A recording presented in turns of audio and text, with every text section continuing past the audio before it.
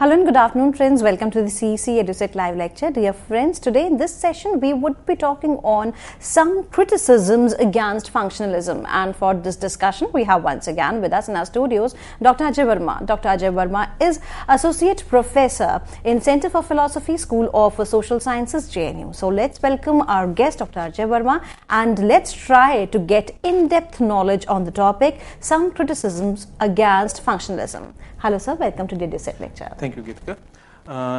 Hello friends. As you're already aware, in this series we have been talking about philosophy of mind, and under the purview of this theme, we have been taking up different theories, different theses that have been advanced by different philosophers, and we have been looking at different aspects of various debates that unfolded within the broad theme of philosophy of mind.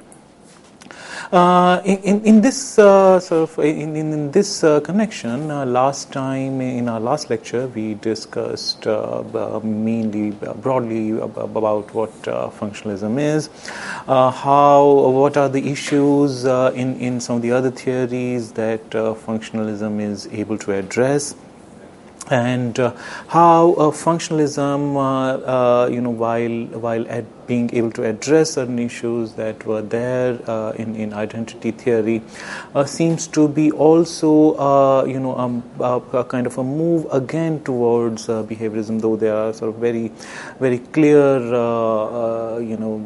easily delineated distinctions between behaviorism and functionalism.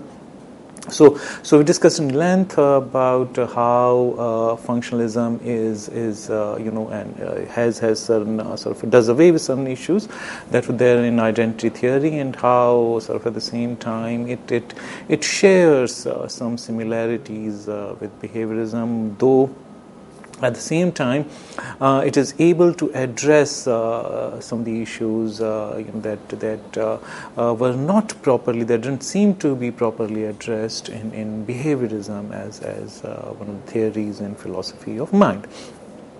So, in today's lecture, we would try and look at some of the criticisms that have been advanced against functionalism, some of the deficiencies that have been pointed out,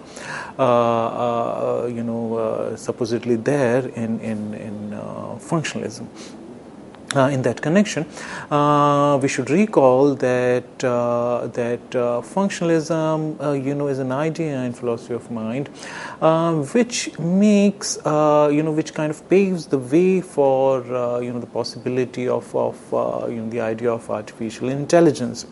So the main idea here was that since in functionalism we want to look at the mental states as kind of functions of some of these sort of other states. So the broad idea here is instead of looking at the physical constitution of the brain states, in order to find their correlate in mental states, here the idea is not to look at the constitutional aspect, the compositional aspect of brain state. Instead, we need to sort of look at how certain states function. What are the functions that are common to across the species, across different constitutional structures, of the brain state. So, but one of the sort of deficiencies as well as strength of functionalism is that it seems to suggest that basically we should look at the sort of physical states, or for that matter whatever kind of states, because as we discussed in the last lecture, though some scholars believe that functionalism is necessarily an offshoot of physicalism, but several other scholars point out that for functionalism to hold, there need not be unnecessary commitment towards physicalism.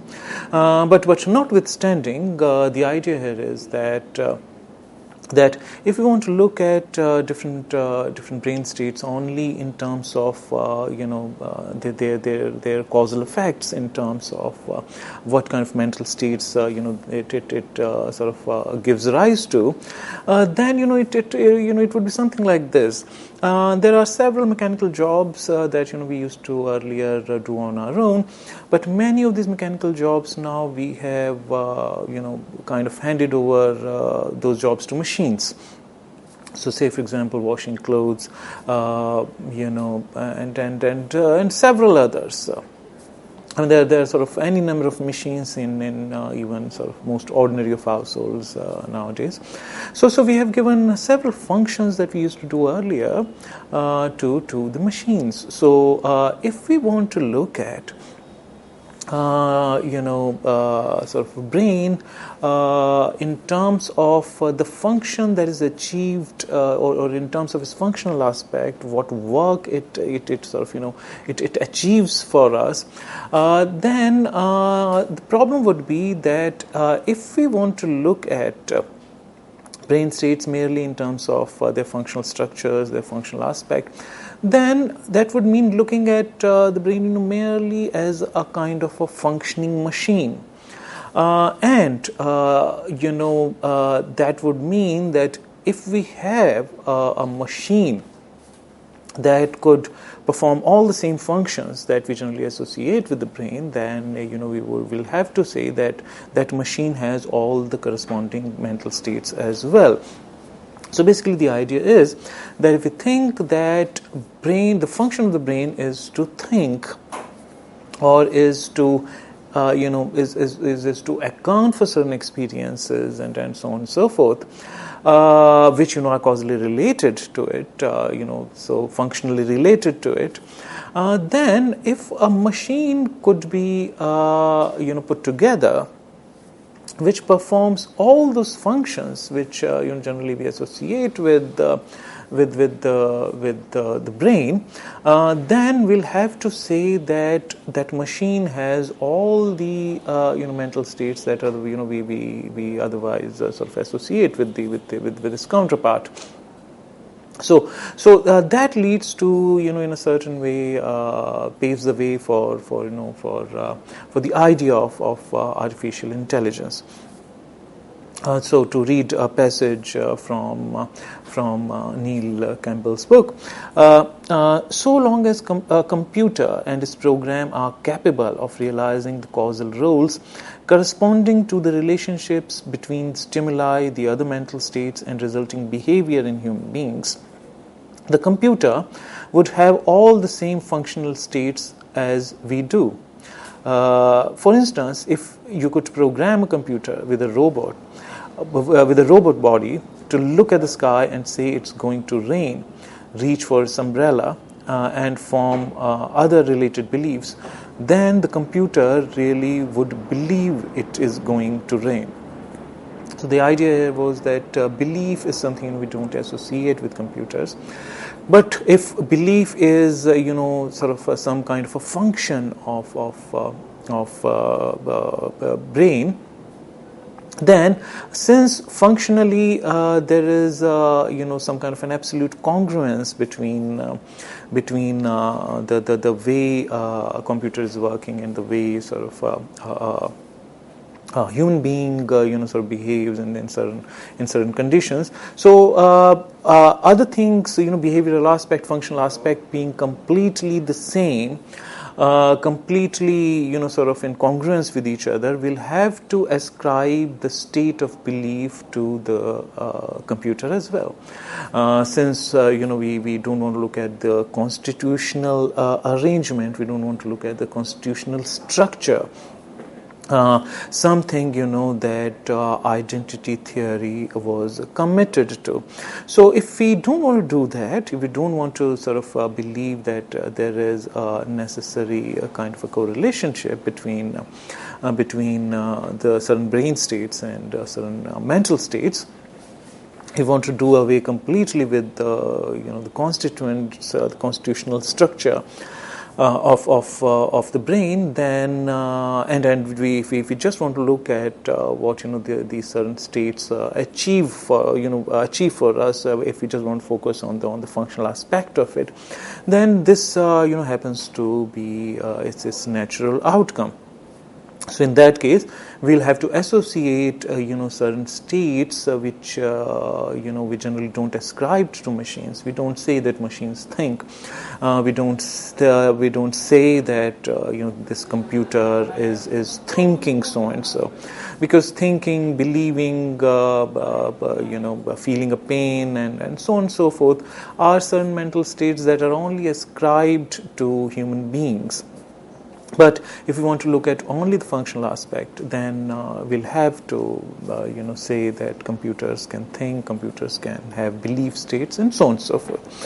Now, having understood that, one of the most important philosophers as far as philosophy of language, philosophy of mind is concerned, namely John Searle, distinguishes in this context between two conceptions of artificial intelligence. And these two states he calls strong and weak artificial intelligence. Strong artificial intelligence is the thesis described as, according to which, if a computer can successfully imitate human intelligence by realizing states that play the same causal role as our own mental states, then the computer actually is a mind. So strong artificial intelligence thesis is that if a computer could successfully imitate all the functional aspects of human intelligence, all the reasons, all the functions that we are able to perform, if they that also means all the so-called mental functions like computation and so on and so forth. So if a computer can successfully imitate human intelligence in those terms, then we will have to say that computer has a mind, or computer rather is a mind. Weak artificial intelligence thesis, however, is the claim that computer modeling of the human mind might give us some genuine insight into the way the human mind works, but that such models are not themselves conscious, intelligent minds. So, weak artificial intelligence thesis,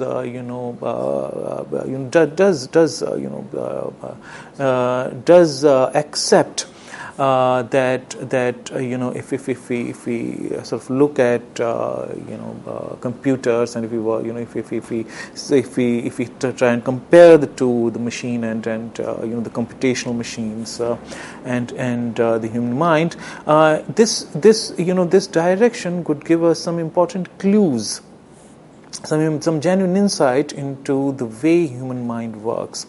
But despite that, we would never be able to say, we should never say that machines could have mind, or machines could ever have intelligence. So these are the two different theses.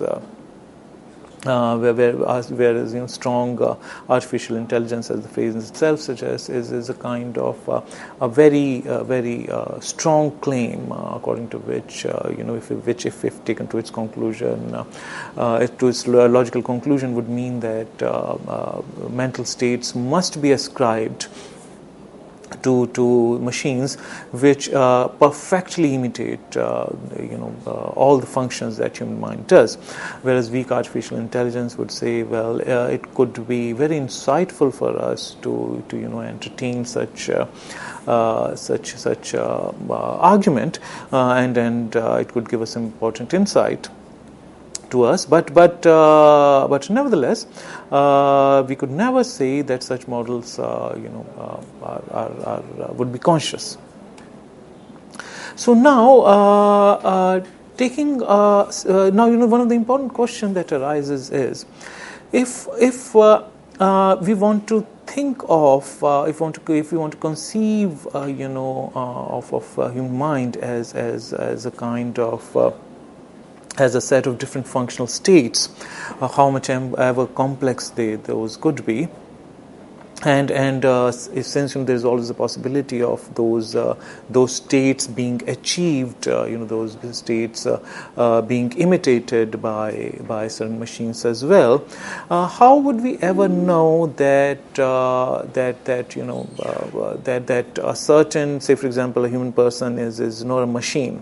So what could be the point of difference between a machine? How should we be able to, or how would we be able to ever distinguish between a machine and a thinking human mind?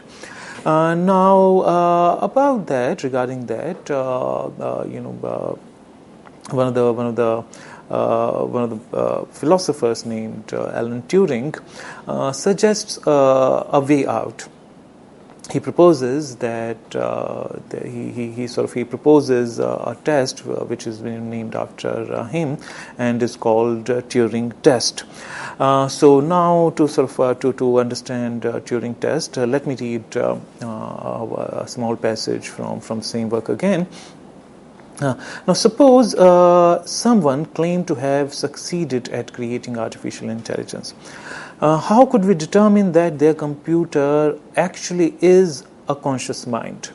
Most supporters of strong artificial intelligence claim that we should use something called Turing Test, named after Alan Turing, a mathematician and code breaker who was one of the first to take the idea of artificial intelligence seriously.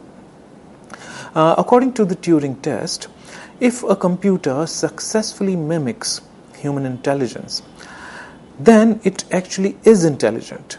The test involves the following. A willing subject is given a computer console and told they can use it to communicate with something in an adjacent room, either another person or a computer.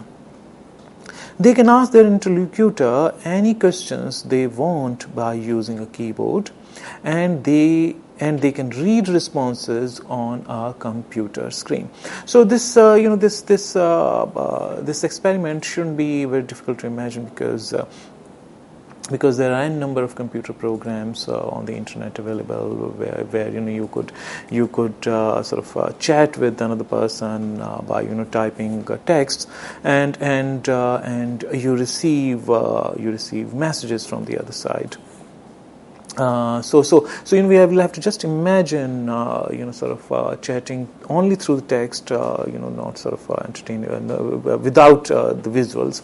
So that's broadly what Turing Test wants us to imagine, that we have a console, we have so where we could type certain messages and we would see the responses coming on the screen from somebody in the opposite in the adjacent room, somebody we cannot see.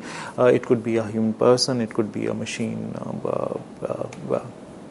contingently.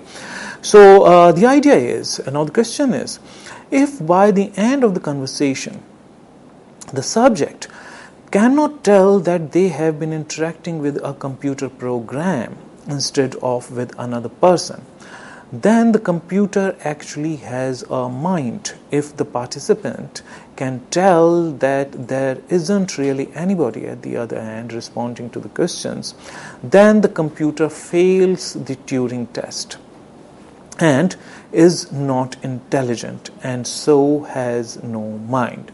So basically the idea here is that human conversation is taken as the touchstone of intelligence, because when we ask certain questions, when we enter into certain kind of conversations, generally if there is an intelligent human being on the other side of the conversation, then we'll receive some kind of coherent answers. There will be some kind of a genuine exchange of ideas between two people.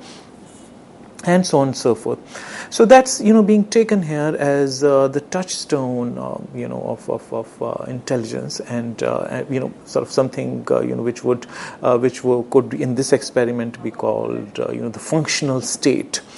Now, if the conversation, the carrying on of conversation is considered as the functional state, and if it could be perfectly well imitated by a computer, such that the person who is interacting on the computer screen with the other person is not able to find reasons to say that the person on the person or machine on the other, whoever on the other side is not a human person but a machine, then that machine, for all sort of reasons that functionalism offers to us, we must ascribe mental states to that machine.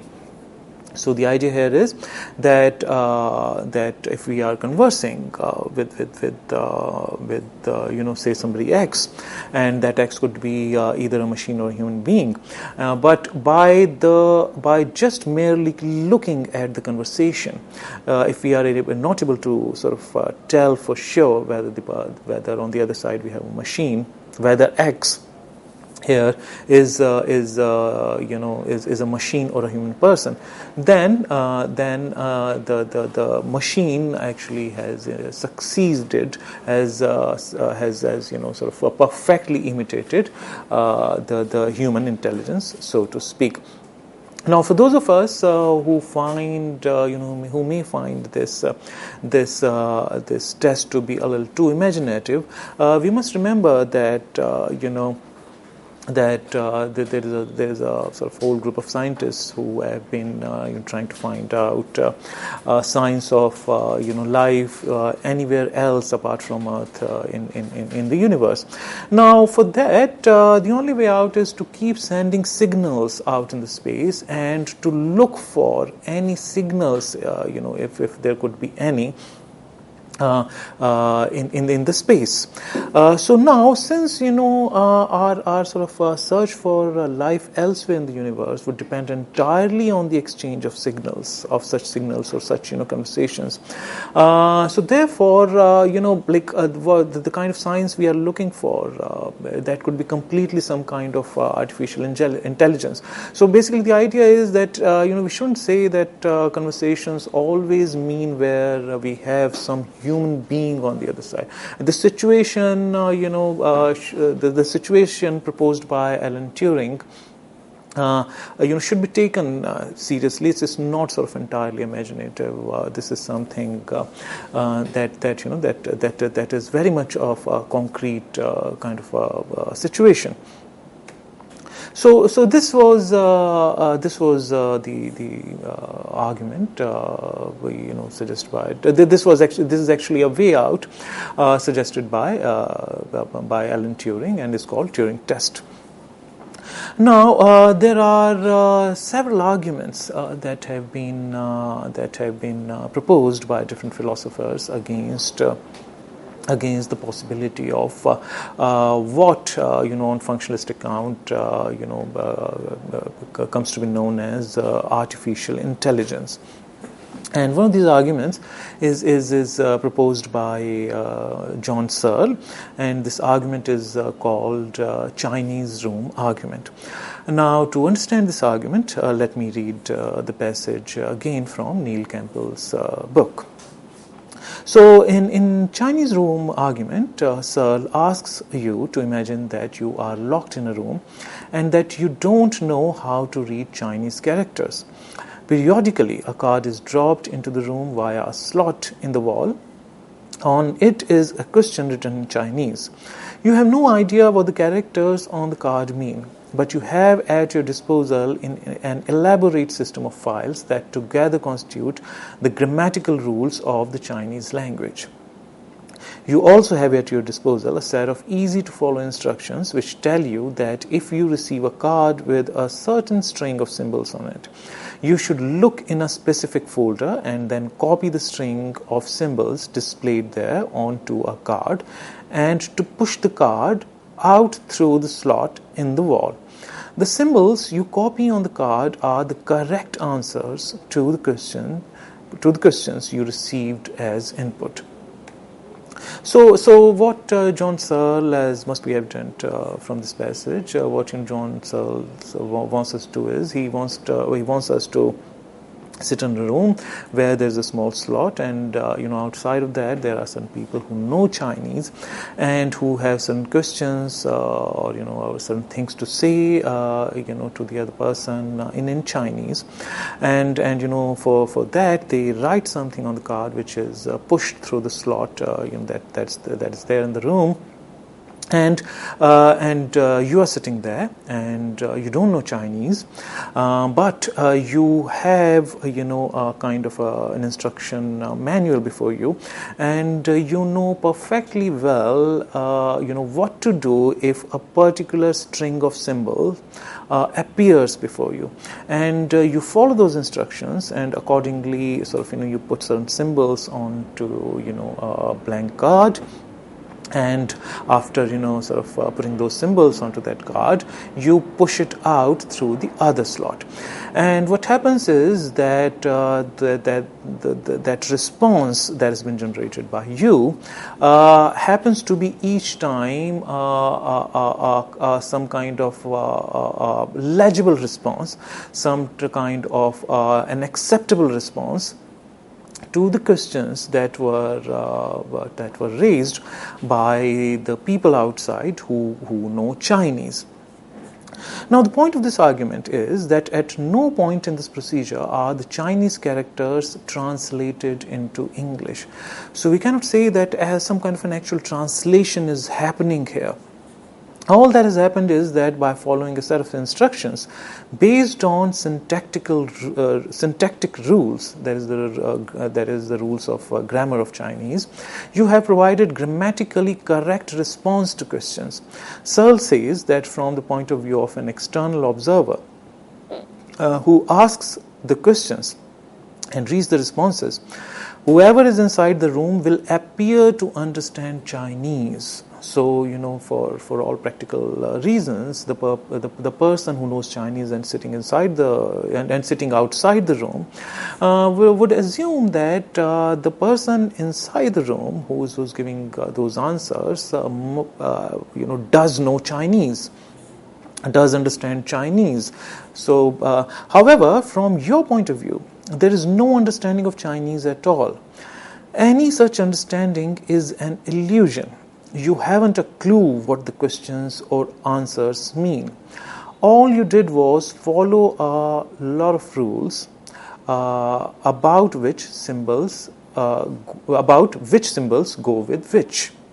So sitting inside the room, though you have been generating the correct responses, the legible, acceptable responses for the other person who knows Chinese and is asking certain questions, but you don't actually know Chinese, though the other person might assume that the person inside the room who is responding to those questions must know Chinese, but as a matter of fact, you sitting inside the room are merely, following the instructions given in the manual, and you're doing nothing else.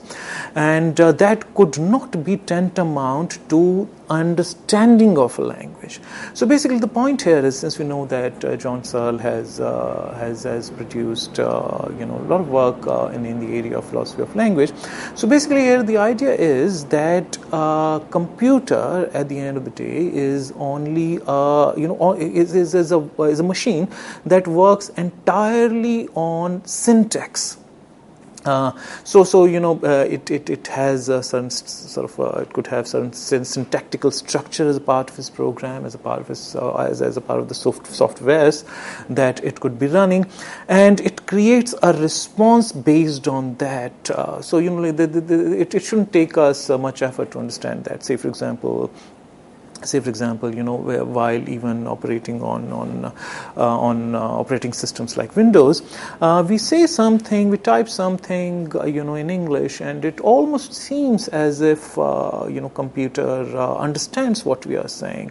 In our phones, voice search operations work like that. We say something, and the response is generated. But in virtue of that, could we say that these machines actually know the language? Because knowing the language does not merely mean creating correct responses; it means something more than that. So, friends, we'll talk more about this debate, and we'll return after a small break. Thank you.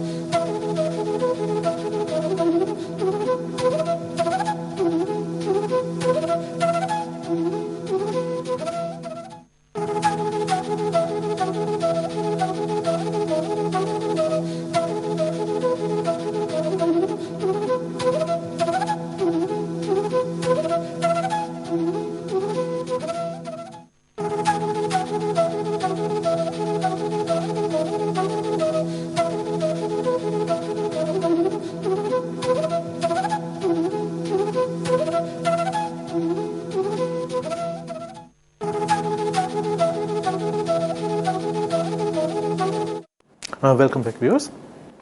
So we were talking about Chinese room argument, which is put forward by John Searle, and then we saw that he points out that knowing a language actually depends a lot upon knowing the semantic aspect. I mean, knowing of a language has this semantic aspect, which is an ineluctable part of language in all its aspect.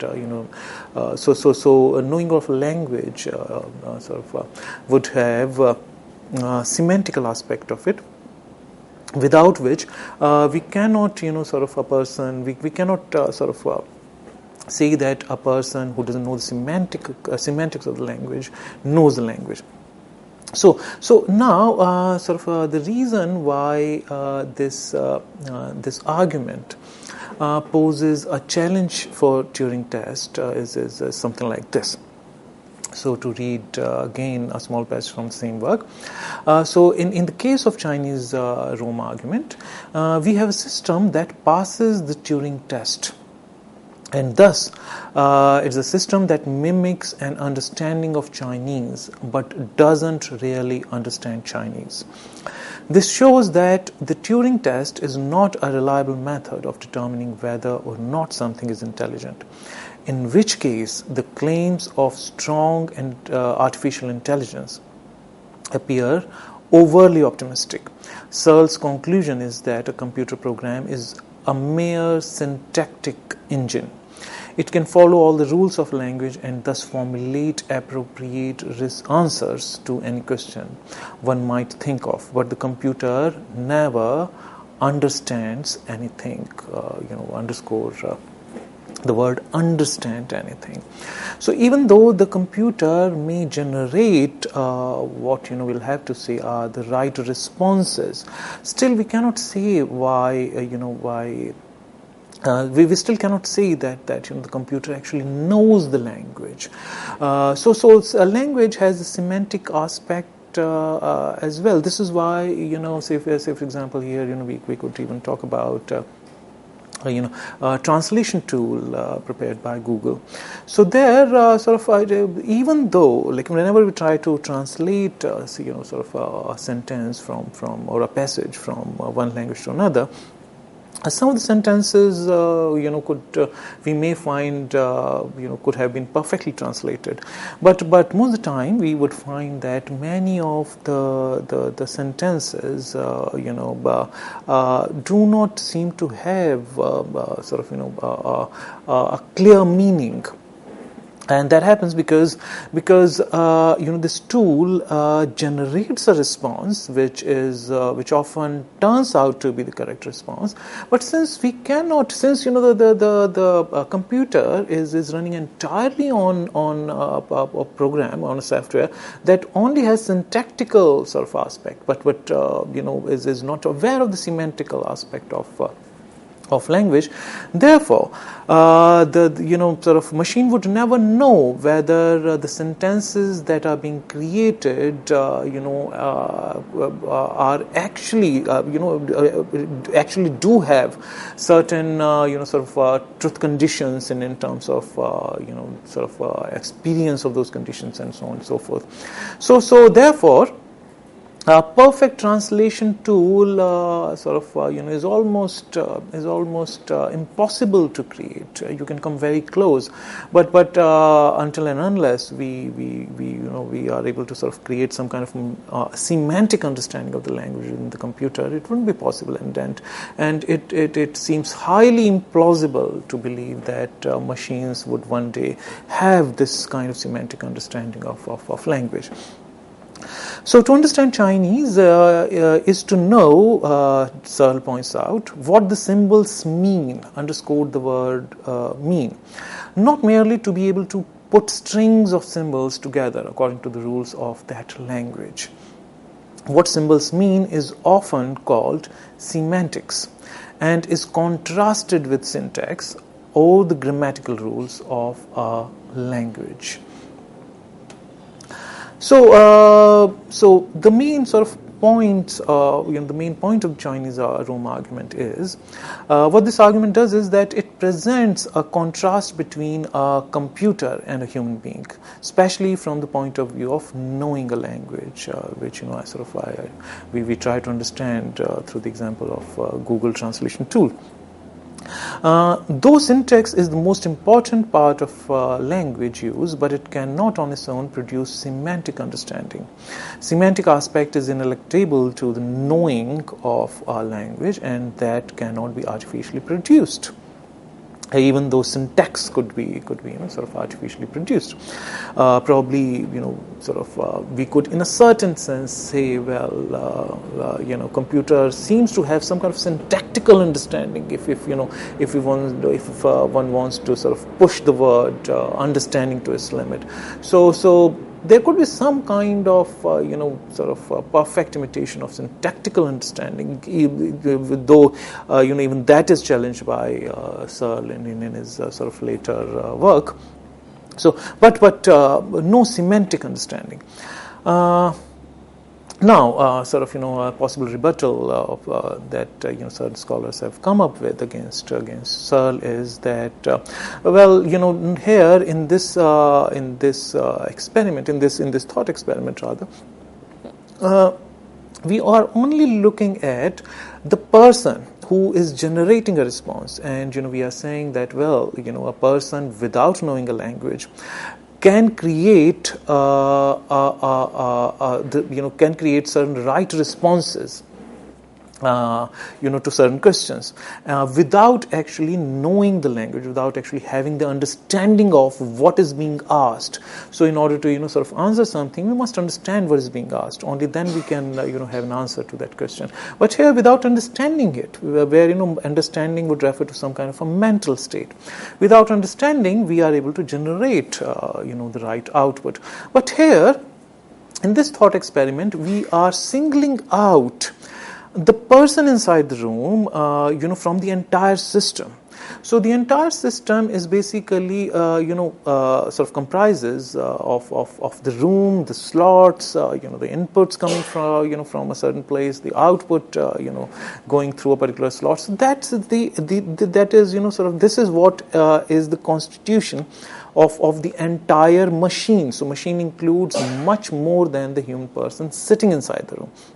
So from the point of view of, sort of functionalism, somebody could say, well, the room as a whole, because the person sitting inside the room is only one of the part of the machinery, not the entire machine itself.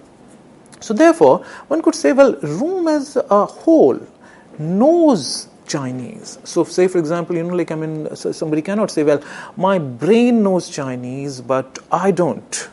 So so if we are talking about the entire sort of human person as a function, then we cannot, we cannot, sort of take certain part of the machinery and and base our objections on that. So just that, since we are talking about the room, and room as an entire system, therefore somebody could say, well, room as a whole, as an entire machine setup, knows Chinese, and the person inside who is generating the responses, since that person is only a part of the machine. Therefore, even if that person as a part of the machine doesn't know Chinese, but room as a whole knows Chinese. So now there are Searle gives certain replies to these arguments, but we could only here try to have a very broad understanding, because we haven't covered enough ground to be able to understand those replies in detail. John Searle, in reply to these arguments, says that even what we call syntax could be is dependent on the person who believes that that a computer or a machine has at least syntactical capacity. As a matter of fact, he goes on to say that what we call functions are also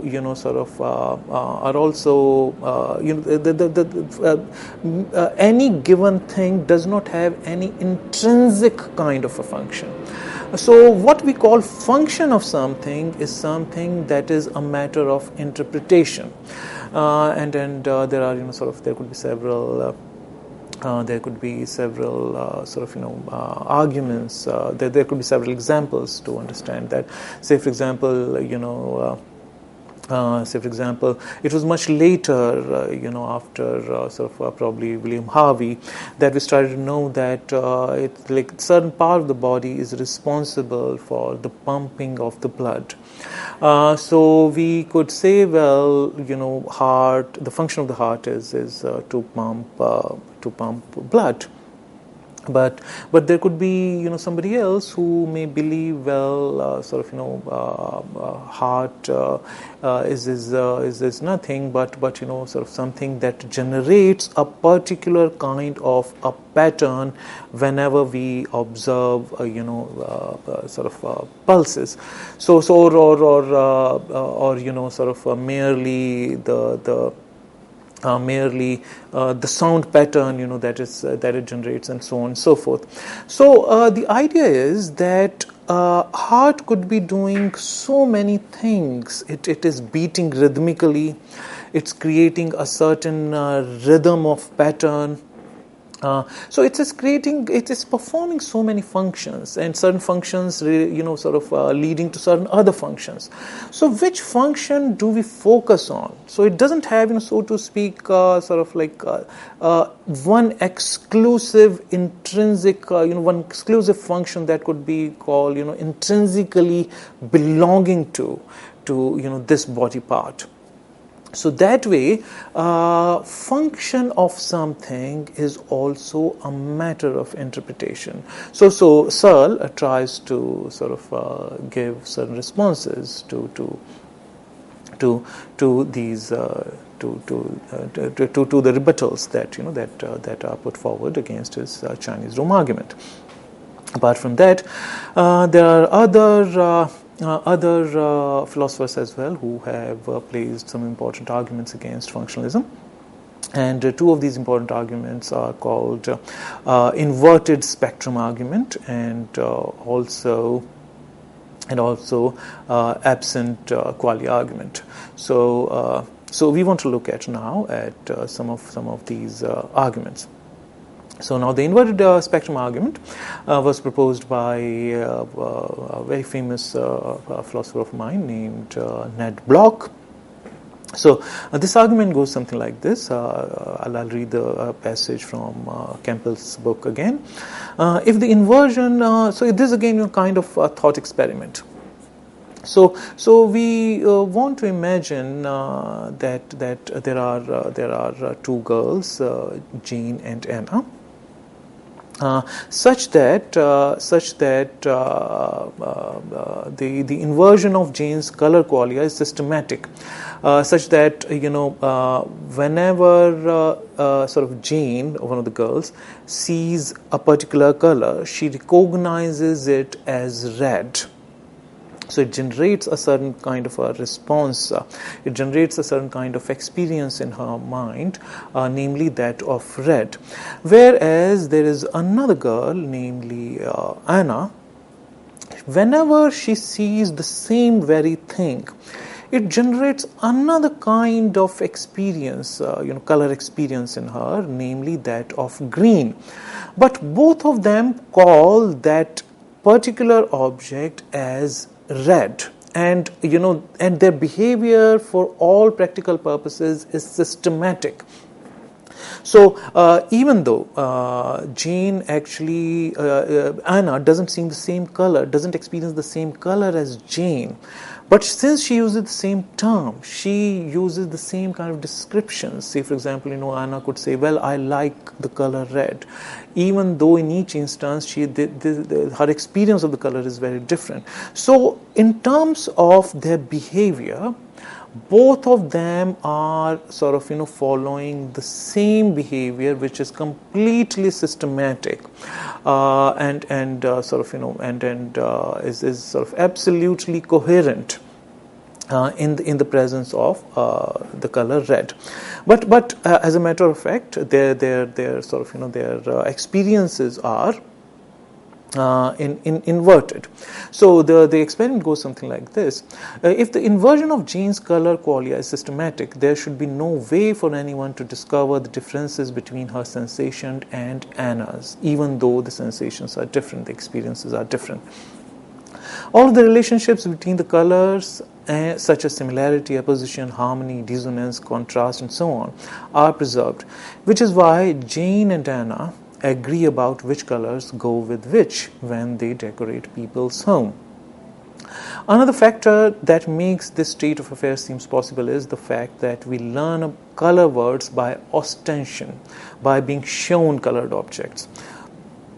So whenever a particular sort of object is shown, even though sort of Anna is seeing it as green, but the person who's teaching it would say, well, this is what you call color red. So the name red would be associated with the experience of green in the case of Anna. So there could be sort of two people looking at the same object but with different qualitative experience.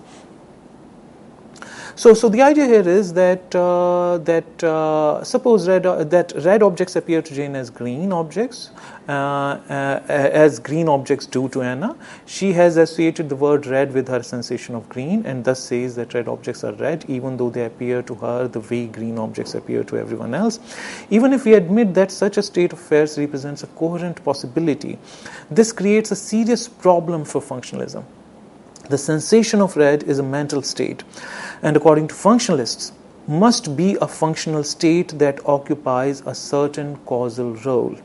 The functionalist then is committed to the idea that Jane's color qualia do not matter, so long as she responds in the appropriate way to red objects and has the right sort of associated mental states. She is having a sensation of red, even if it is accompanied by green quail. Quail meaning, experience of green. Many people find this idea difficult to accept. So here we can clearly see that if we want to look at mental states merely as functions, then there could be two people having two different mental states, but functionally, but having the same functional state, so to speak. So here, even we will have to understand this, to understand what is happening, we'll have to differentiate between the experience of color and what kind of functional states it results in. So it makes the difference between the experiential state and the functional state. It brings the distinction to the fore, that this distinction cannot be overlooked. So, but there is one way of responding to inverted qualia argument. One way for the functionalist to reply to this objection is to offer reasons for thinking that the functional role of a sensation should take priority over its quale. The most convincing route to this conclusion involves reflection on our means of grouping sensations together as sensations of the same kind. Those who accept the inverted spectrum argument assume that we group sensations together as sensations of the same kind or type in virtue of common phenomenal property or quale. Functionalists claim this assumption is false. Consider for a moment all sensations we classify as pain. Now think about the difference in the way some of these pains feel from one another. For instance, consider how different the burn from grabbing the handle of a hot pan feels from the sensation of a toothache. So all these sort of pains are of different kind. The experiences associated with these different kinds of pains are very different qualitatively. Compare the sensation of a bad migraine with that of a whistle blown loudly next to one's ear. So even though we group all of them under the purview of pain, but qualitatively all these pains are of a different kind. So quale or qualia or sort of the experiential aspect does not pose a big challenge to the functionalist thesis. This is one of the possible way to reply for the functionalists. All these experiences have quite diverse qualities, characters, and yet we speak of them all uniformly as pains. Given the differences in the phenomenal field of these sensations, it seems implausible to insist that they nevertheless have a common quale, in virtue of which we group them together as pains. Yet, this is precisely what the advocate of spectrum inversion asks us to accept by claiming that the nature of the sensation depends entirely on its intrinsic character. If we reject with this view, then we must concede that the reason we group these sensations together as pains is because of their common functional features. As sort of just pointed out, they all involve actual or potential bodily damage. They produce an involuntary withdrawal from the stimulus, along with certain kinds of vocal, behavioral, and they cause mental states such as anxiety, dislike, and distraction. But overall, this reply, as we can see, downgrades the experiential or phenomenal aspect of mental states. Functional systems do not, for example, have compassion for no reason as humans do. So, this reply would still rest upon downgrading the understanding of human mind also in terms of the qualia. So if we want to if we discount it in favor of functionalist aspect, then the idea is that we are probably giving too much away. So even if it is true that we individuate our mental states according to functional criteria, one might argue that the inverted spectrum argument nevertheless identifies a mental difference in the absence of functional difference. To the opponent of functionalism, this is the crucial point. So, despite the reply that functionalists might have, still there is something that still sort of needs a reply from them.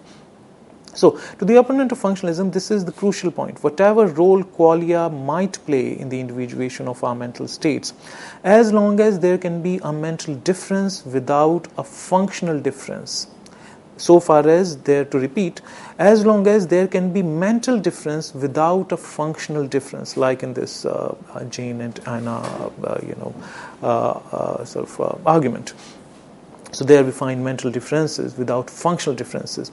Mental states cannot be identical to functional states. So far as that can happen, mental states cannot be supposed to be identical to functional states. And for those of us who again might believe that this this example is too imaginative, we must know here is that this is not something, an example. This is not completely a kind of thought experiment. This actually occurs as anomaly. Of course, we know that there is something called color blindness, where a person is not able to distinguish between green and red. There are also people who see green as red and red as green. So this is a more rare kind of medical anomaly, but it does happen. So we shouldn't think that this example is kind of too far-fetched. These are real possible instances. Now let's quickly have look at another two arguments against functionalism. One of them is called absent qualia argument. Here, we are asked to suppose that one has that I have a zombie twin who is functionally just like me. If you prick us both on the finger with a pen, we enter the same kind of functional states. We both respond with the same behavior. We say, "Ouch!" Quickly withdraw our fingers from the pen and stick our fingers in our mouths. If you ask me and my twin, "Do you like being pricked with pins?" we would respond by saying no.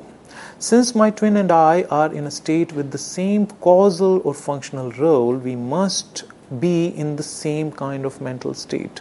We must both be having a sensation of pain. So if there's a machine which imitates me completely, then one of us does not have any mental state, but functions exactly the same way. So now, in comparison to the inverted spectrum argument, it is harder for the functionalist here to maintain that qualia don't matter in this case. It seems that if there are no qualia at all when my twin is in pain, then he isn't really in pain, or indeed in any mental state at all. If this hypothesis is coherent, then functionalism is in trouble, for we have another reason for thinking that a mental state like pain cannot be a mere functional state in addition to its functional properties. So this argument again, proves that functionalism is completely some kind of an extrinsic property that a machine could have, without having the corresponding intrinsic property. And this is where we'll have to take into account the phenomenal aspect. We cannot throw it completely out of window. And identity theory in that sense seems to be finding answers in the right direction in that case, because there we don't want to give up the question about qualia completely. So now, instead of talking about the possible rebuttals, let's quickly have a look at yet another argument that is offered against functionalism, and this is called the China brain argument. The China brain thought experiment was again developed by Ned Block in his work titled Troubles with Functionalism. Here, Block wants us to imagine China as a fully functional neural network, where each of its citizens represents one neuron. Here, sort of, we must remember that, of course, the total number of neurons in a human brain are larger than the total population of China. But we want to imagine each person representing one neuron in the brain, which can communicate with others, either directly or with a walkie-talkie or any other device. Each of the 1 million citizens could be given a two-way radio to communicate with each other, such that they are always connected and could pass on the information to each other like neurons do in our brain. The attempt here by Block is to try to emulate neural communication within the brain. Each individual neuron can be thought of as a simple input-output device, and each Chinese citizen fulfills the role of one neuron. So here, all the citizens of China, where each one of them represents one neuron, are working in tandem with each other. In that case, we must say that China has a brain. But obviously, this is absurd. Even though all the people in China, are working like a systematic function, but we would refrain from saying that China has a brain. So therefore, so these are some of the arguments that have been offered against functionalism, and this is all the time we have for today. So thank you.